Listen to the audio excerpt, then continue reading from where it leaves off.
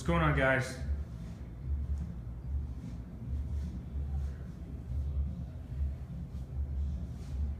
What up, what up? Share the feed. Share the feed.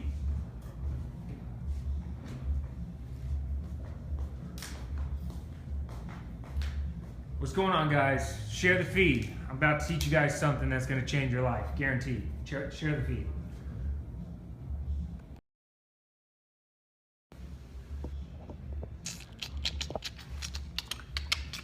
Bye.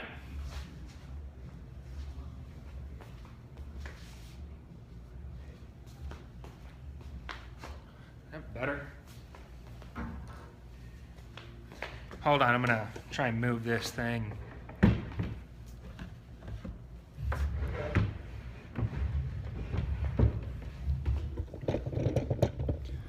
little bit better, a little bit better.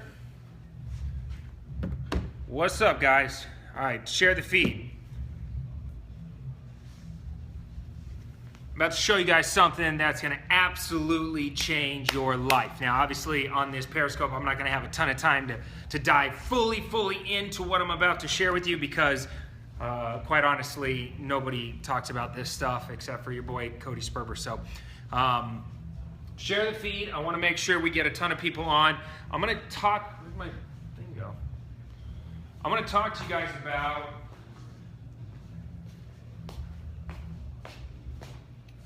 I lost my marker. All right, whatever. We'll use a new one. Thank you for sharing the feed, by the way. All right, guys, so check this out. So many times when people ask me, and for those of you that are brand new to my Periscopes, my name's CodySperber. I'm the CEO of CleverInvestor.com. You can grab my free book, How to Flip Houses with No Money Down, at CleverInvestor.com/Periscope. All right, so go there and grab that. I've been a real estate investor for over 11 years. I've done over 1,500 different transactions. And when people ask me, how did you really break in and light the world on fire and take your business up to the next level, and what did you do? What was the secret sauce? What were the keys to success? It really comes down to what I'm about to share with you on this scope. I'm going to see if I can zoom in a little bit. Okay. So on my whiteboard, I have some things that when I really, and a lot of times people do this that are really good, sometimes really good salespeople, people that are really outgoing, people that have that it factor, right? They do some of this stuff automatically. They don't even know that they're doing it, but from an outsider's perspective, somebody who wasn't natural at a lot of these things, I had to learn these skills. And these are things that you can learn. This is a real life cheat code, a real life hack, if you will, that's going to help you get whatever you want out of life.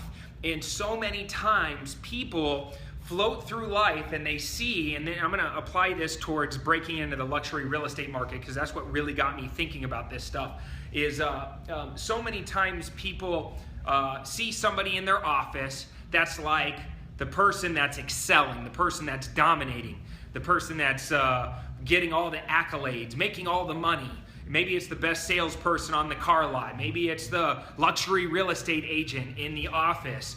Maybe it's just in your job, you know somebody that's just lighting the world on fire. And they get all the deals, and they get all the leads, and they make all the money. So what did they do that's different than what you're doing?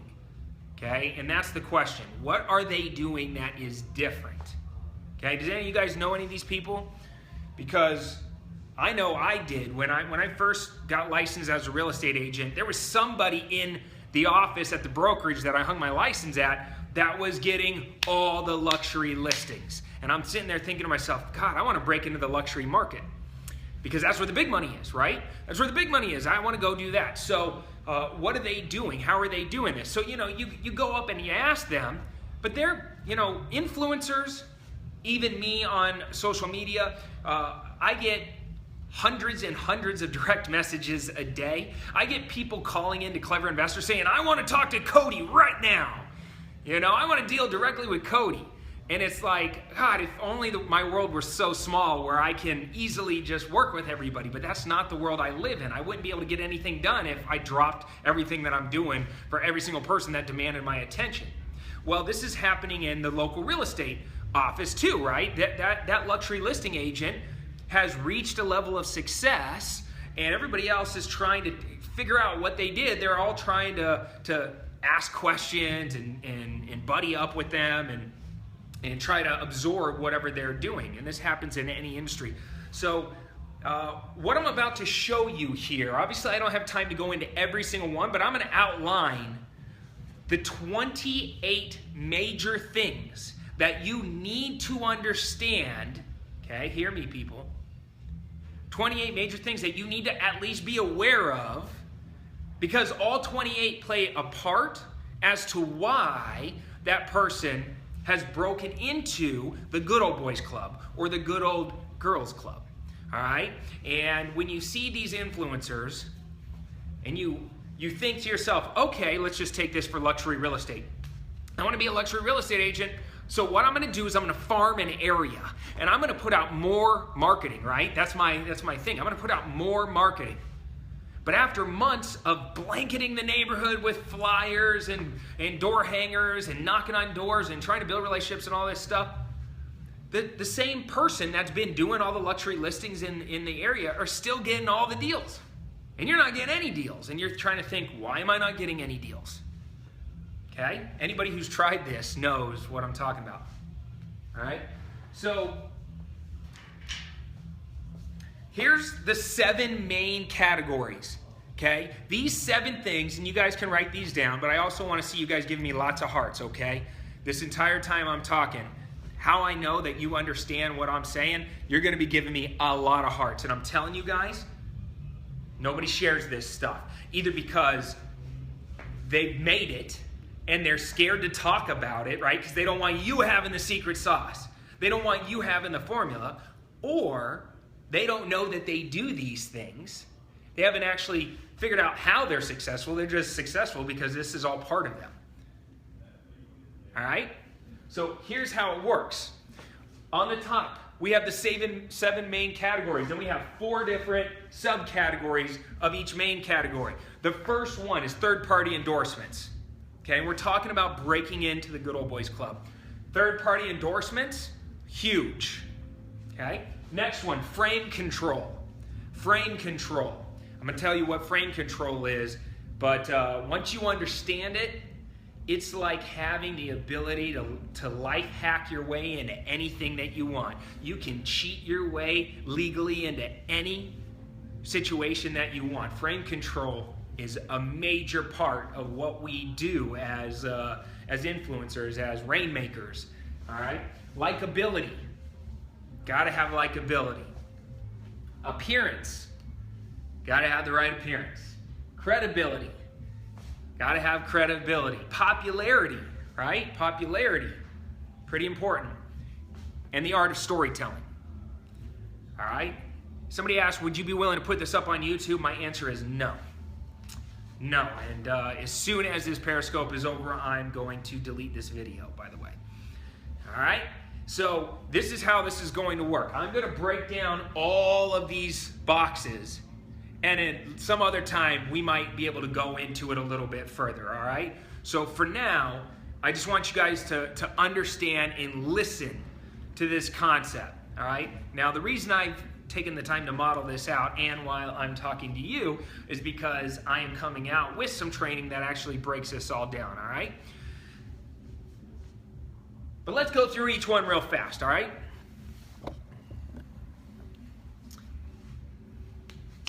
Third-party endorsements, okay? Third-party endorsements. What do I mean by third-party endorsements? If you walk into a networking meeting, right? And first off, I'm going to tell you right out of the gate, you're never going to get to where you want to go going to networking meetings. Did you hear what I just said? Did you hear that? You're not going to get to where you want to go going to networking meetings, okay? This is not the way the world works, okay?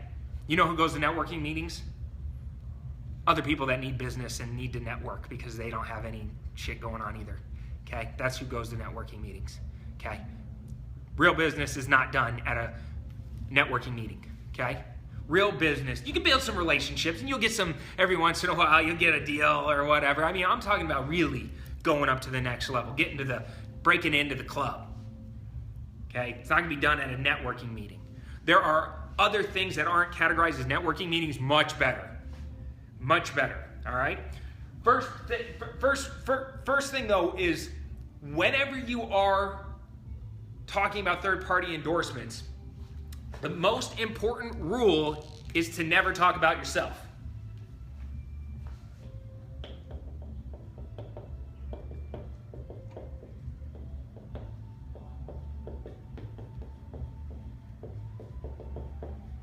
Okay? Don't do it. Never talk about yourself. Okay?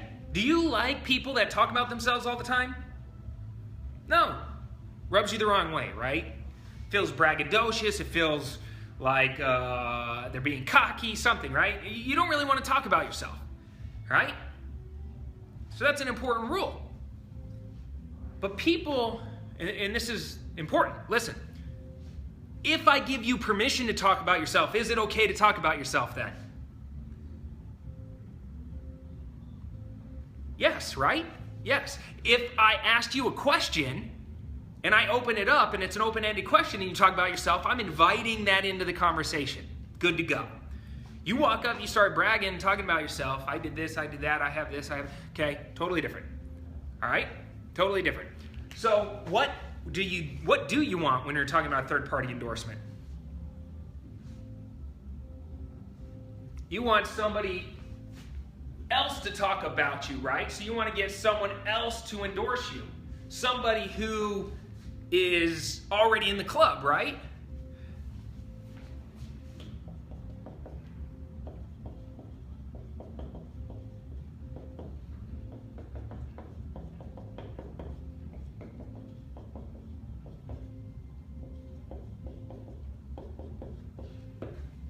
Can't spell, but that's okay. You get what I'm saying. Get somebody else to endorse you.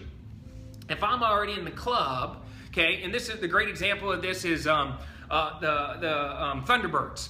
Okay, the Thunderbirds are the highest level charitable networking club here in Arizona. All right, they put on the Waste Management Open. All right, if you guys have ever seen that on TV, it's the biggest party in golf. I know a lot of Thunderbirds. The way their club works is you actually have to be nominated by somebody who's already in there and endorsed by somebody else who's already in there, and then you got to be voted in, and it's a big ritualistic thing to get in there. It's very difficult to get in. All right, you got to have influence, you got to have wealth, you got to have connections, you got to have power, you got to all this stuff. But you got to be able to raise a lot of money for charity. If somebody else endorses you, that's a great step into the club. Whenever you do get invited to talk about yourself, though, this is really important. You got to talk about yourself.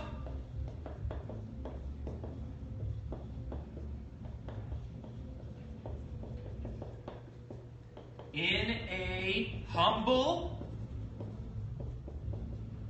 way. You got to talk about yourself in a humble way. Okay? Super important. Let me see, what's the right word I'm looking for? I always screw this word up. Self-deprecating. Okay? Self-deprecating. We'll talk more about that later. But you got to talk about yourself in a humble way. I say, when people come to me and say, and maybe they're big, they got a big ego. And I know I don't want to battle ego to ego, right? Even though I know internally I'm awesome, okay? I'll say things very humbly. Oh, I kind of got lucky in that. And, I just knew the right people. I fell into that. It's very easy for me to start to inch my way in. I'm doing this strategically, but they look at it like, oh, this guy's really humble, right? They don't, even though I could walk in, I could puff my chest and say, all these great things about myself, I'm gonna lower my ego, I'm gonna come in, I'm gonna approach it from a humble way. All right?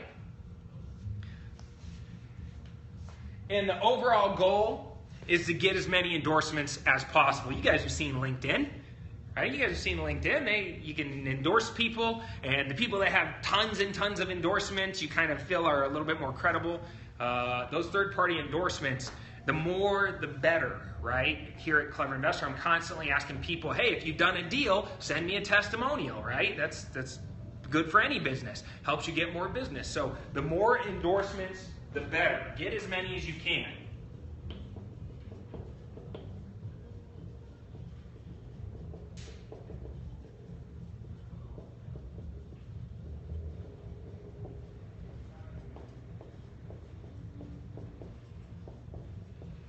Okay? Get as many endorsements as possible. All right, let's talk about frame control. Are you guys with me so far? If you are, I want to see some likes so I can see the little flutter. You know, you guys want to stop right now? I mean, I could always come back this next week, share some more.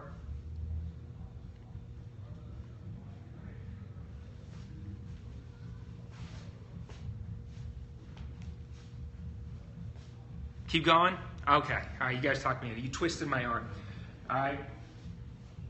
Frame control. All right. Frame control. Stop playing.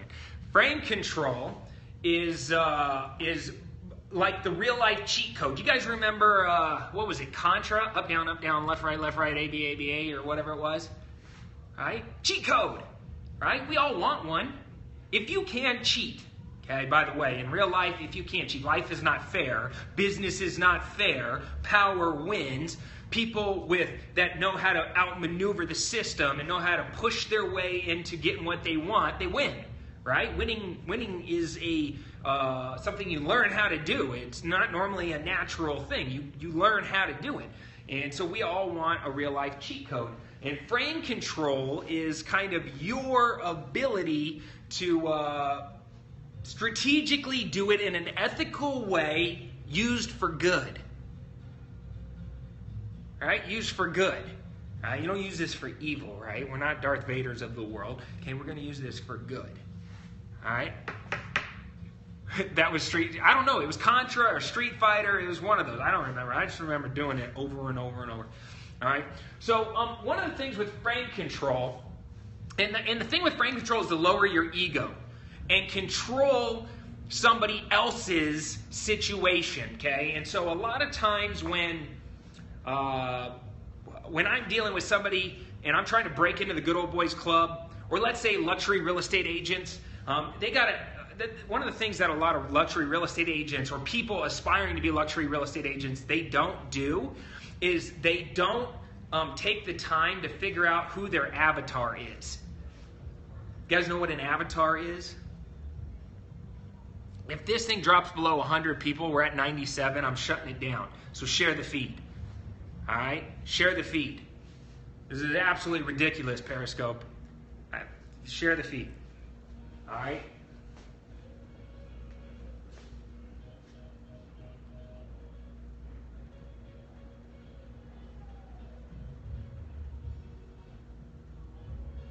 I'm going to sit here until you guys share the feed.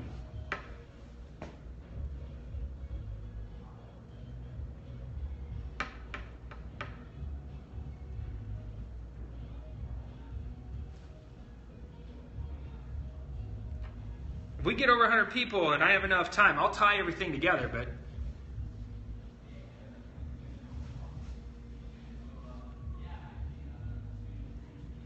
there we go. Boom. All right, I'm back in the game. Keep it above 100 people, okay, and keep giving me hearts. So frame control is essentially being able to build a box around somebody that has a really large ego and control how they interact with you. And so for me, one of the first things, if I wanted to break into the luxury real estate market, I would build an avatar around who my client is. An avatar is essentially your best guess based on what you know about what you're trying to do as to who your client is, right? In marketing, we build avatars all the time. If I want to target somebody that is older, I know that a hot button is retirement, right? Or if I want to target somebody who's younger, I know a hot button is setting a career up and getting launched and not having to work for somebody else. And like, there's all these keywords, but I had to first sit down and build the avatar of who I'm talking to. As a aspiring luxury real estate agent, you got to understand who your avatar is. Millionaires, billionaires, sports figures, people of power, people that might be in politics, business owners. Okay, well, business owners that are busy, these people are normally busy. They don't know who to trust. They get pulled in a million different directions. They like to be talked to directly. They're normally A players and A personalities. There's a lot of things that we can assume about these type of homeowners, okay, that we can use whenever we're trying to break into the good old boys club and get in an area, in an environment where they hang out, okay? So one of the things is called setting the frame.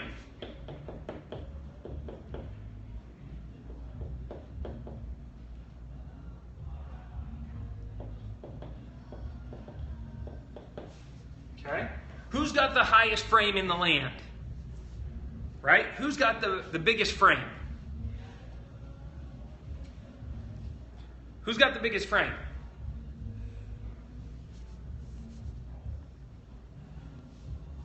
Okay, one person said Jesus. Okay? Who's the person that's alive that has the biggest frame? President of the United States. President of the United States. Okay? And the thing with a frame is you got it right, Trump, right? You got to have this aura around you that you're untouchable, right? If I walked into the Oval Office and the president was sitting at his desk and I look around, I'm going to see Secret Service and machine guns or, bodyguards and all this stuff. And if the president asked me to make his butt a sandwich, I would make him a sandwich, right? Because I would look around and I would be impressed, and the frame has power, right? It's a very powerful frame. So a lot of times, whenever I'm setting the frame, okay, what I'm going to be doing is I'm building like this box around me, so they understand that yes, I have strength and power, but at the same time, my ego is not too big. So I'll do things like if I walk into and there's a bunch of power players in there, I'll start to do things and I'll set my frame by saying things like, I kind of got lucky to where I am. I've woken up one day and I obviously have come a long way, but I've made a lot of mistakes the whole entire time to get to this place. And to be honest with you, I'm so busy right now. Even the new business that might come my way, it's really hard to even get to that new business. Maybe I can. Maybe at some point we can talk about some things, but right now I'm a little too busy, right? So I just built the frame, right? Successful, but not desperate, okay? That could be a frame. But a lot of times I'll walk in and I'll see these egos, and what I want to do immediately, I want to smash their frames, right? Because we all walk around with these frames. I want to smash their frames, all right? So this is an important thing.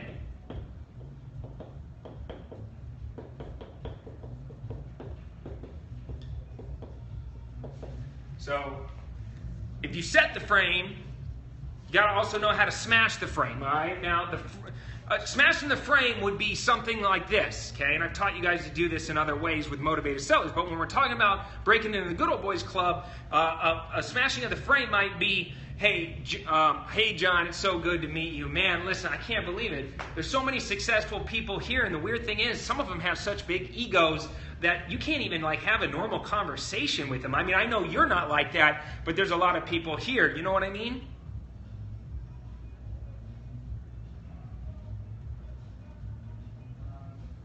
See what I just did right there? I smashed the frame. I took their frame away, right? Because their frame is, I'm the President of the United States. I'm awesome. I got blah, blah, blah. Pulled them right out of their frame. Boom. Smashed their shit. You could do that a million different ways, right? But that's the concept. You take the avatar of the person, okay, that you don't want them to be, and you crush it into the ground, because nobody wants to be unlikable, unreasonable, ugly-spirited. They just don't want that. So if you just identify that, what you don't want them to do, and you come right at them and smash their frame, you actually have taken the frame yourself, right? Does that make sense? The person with the frame wins, by the way. So you set your frame, then you smash their frame, which actually gives you the frame. Is that making sense? Something like that. Okay, and obviously I don't have time to go into too many examples right now, but this is the concept. All right? What about this? Ooh, what about this?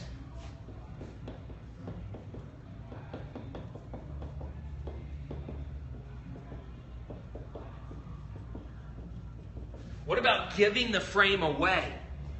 What if there was a way for you to give your frame away? That would be a power move, wouldn't it? What if you were in the middle of a conversation and you said something like this?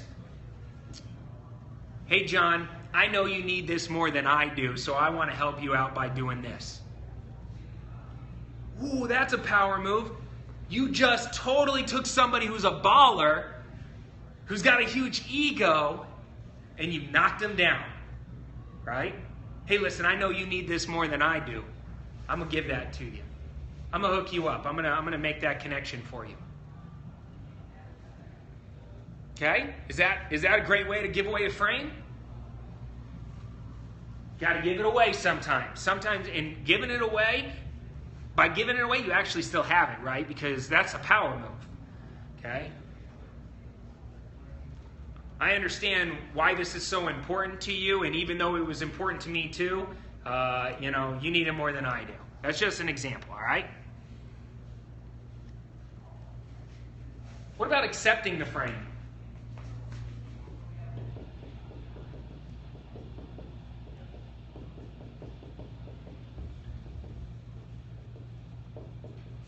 What about accepting the frame?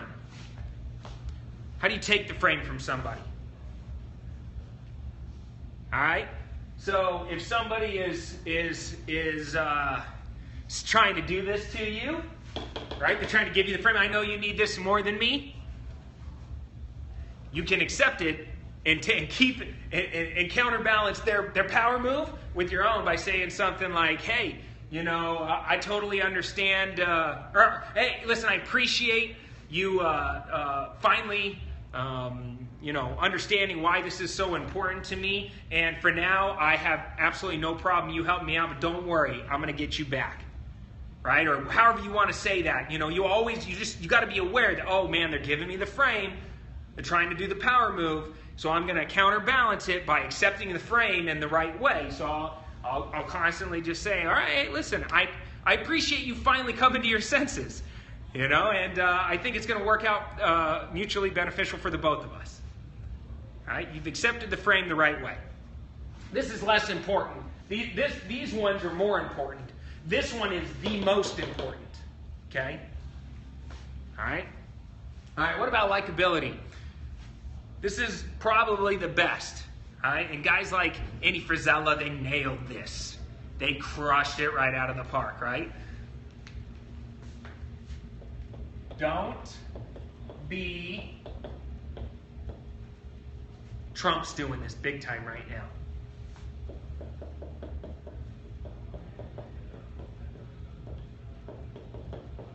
Don't be politically correct.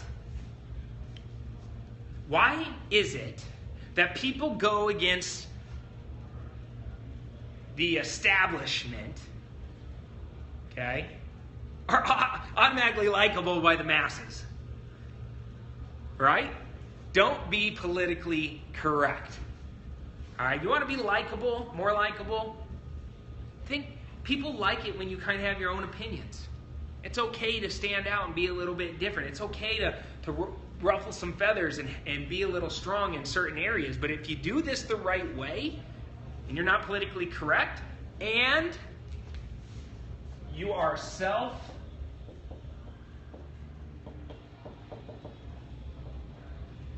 do I spell this? I think it's like this. I always want to say self-defecating, but that means shitting on yourself, and that's not what I'm talking about. Self-deprecating. Deprecating. Yeah, self-deprecating. Okay? So you don't want to be politically correct, and you got to be self-deprecating. Become humble. Make fun of yourself a little bit. That's part of the reason people like me, is like they look at me and they go, wow, that guy's really smart. He's, you can tell that he knows what he's doing, but at the same time, he doesn't take himself too seriously. He has a little fun with it, right? He's goofy. All right? That's important if you want to be likable. Guys with me? Should I shut down? I feel like I should shut down this Periscope and come right back, because it's pretty ridiculous. Redunculous.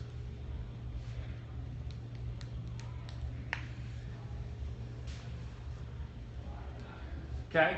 You want to be likable? Another way of saying finding a common enemy is get people to talk about their avatar.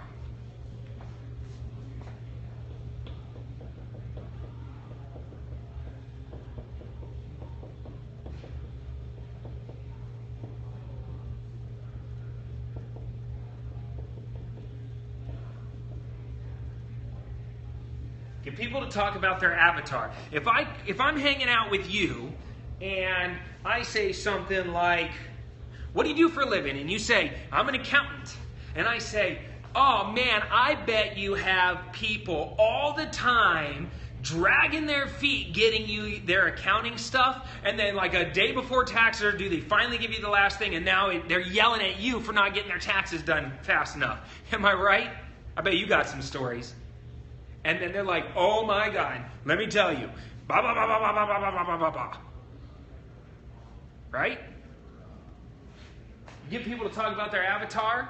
It's that common enemy type of approach. They start opening up. And you can do this with any time you say, so tell me what's your story? What do you do for a living? And they say, oh, I'm a real estate agent. And you can come up with like, oh my God, I bet you get so many looky-loos, people that you drive around in the back of your car that never buy, and then when they finally find a property, they can't even qualify. Doesn't that just drive you nuts?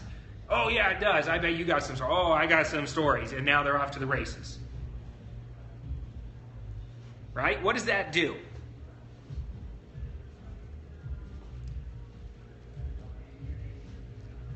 Builds rapport, right? Builds rapport. Makes you seem more likable. This is the best one. I tell you guys this one all the time, all right? This is really important, by the way. Pay attention, okay?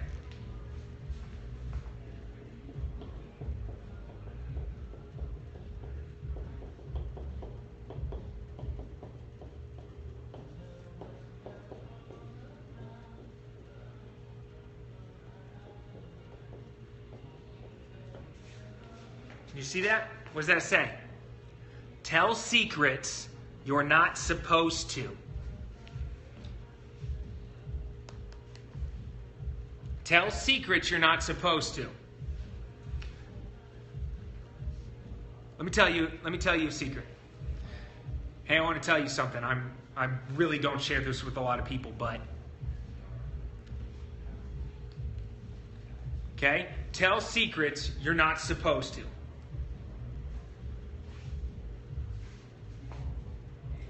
When you do this, that is probably the fastest rapport building technique known to man, and out of it becomes an extreme level of likability. All right? Does that make sense? So I'm telling you, if you start practicing this, and here's the thing that people don't understand. I'm almost halfway done, right? And what people don't understand is it's not that good old boy, the person that or gal that broke into the club, it's not that they're pretty or that they're just they have a lot of third-party endorsements. They have to have this whole thing pulled together. It's 28 different things that have all kind of strategically morphed together to get them there. All right? I'm hanging up. I'm coming back in 10 seconds. You better come back. Okay? Otherwise, you're going to miss the second half of this presentation, all right? I will be right back. And, okay, jump back on and download my book, cleverinvestor.com/Periscope. I'll be right back. You better be following me right now. If you're not going to get back on.